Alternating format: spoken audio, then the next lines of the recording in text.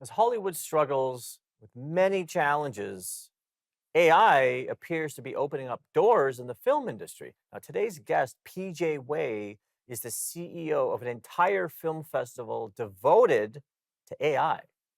Let's find out more. Welcome to the spotlight, PJ. Thank you so much, Bobby. I appreciate being here today.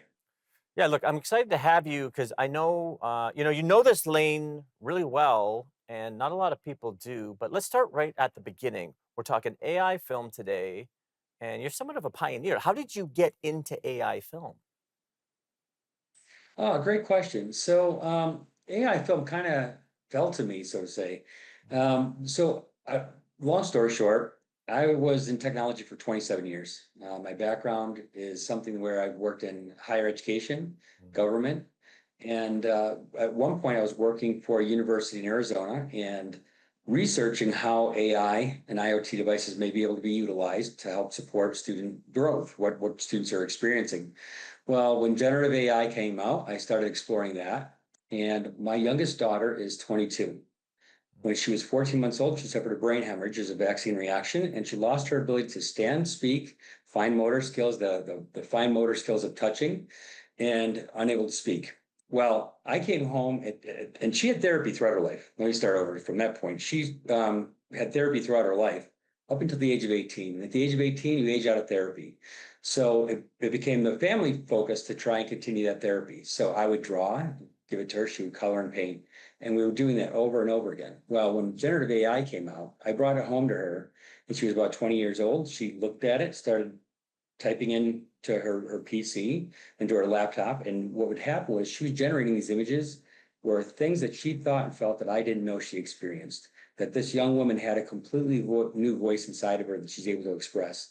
So I thought, as a dad, there's probably moms, dads, and parents, loved ones that would love to have given that power of a new voice to other people. Mhm. So I thought, let's have a project. I'll start a project where people can explore what they're able to create from an art standpoint, music and film, and put out an open call. We hosted the first festival kind of as a project, which developed into a business by default because when you go to AMC theaters and you say, "Hey, I would like to put on a festival," they're like, "Do you have $1 million insurance policy?" So it was immediate. I had to get an LLC, get the right insurance, and do this proper. Okay, And let that's me kind of just how jump it in. began. Let me just jump in for a second here. So you knew immediately you wanted to make an AI film festival. Is that correct?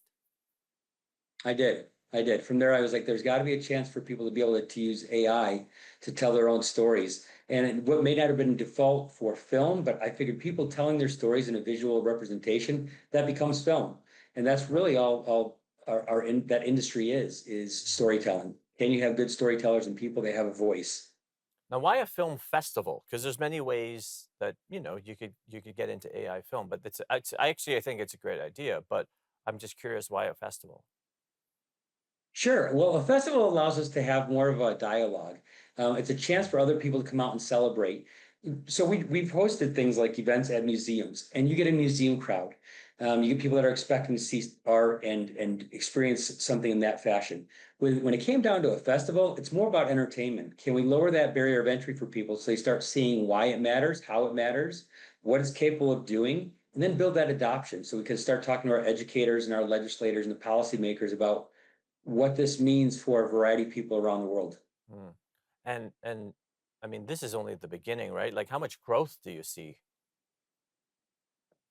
Yeah, this is definitely only the beginning. So we just finished our second year. In the first year, by example, what we had for a festival, we had showcased 157 films. We probably had just about 300 films that were submitted from 25 countries. This year, we had over 500 films that were submitted from more than 70 countries. And that is just with grassroots efforts. No major backing, no major sponsorships, no advertising. It was really kind of word of mouth, putting it onto Film Freeway, putting it into specific areas, engaging with people at conferences and events where they're trying to learn. And I do believe that the growth for this, from an industry standpoint, we're already talking, I believe they're predicting $3.8 billion by 2033 would be the industry Wow. related to AI filmmaking. So there's a ton of upwards potential, and we're empowering people from all across the planet. Yeah, look, I mean, it's amazing. I've been playing around with on Sora for a while, and it's incredible what it can do, but it's also incredible what you are doing. I'm so happy that you were one of my first guests. We got PJ Way here on the spotlight.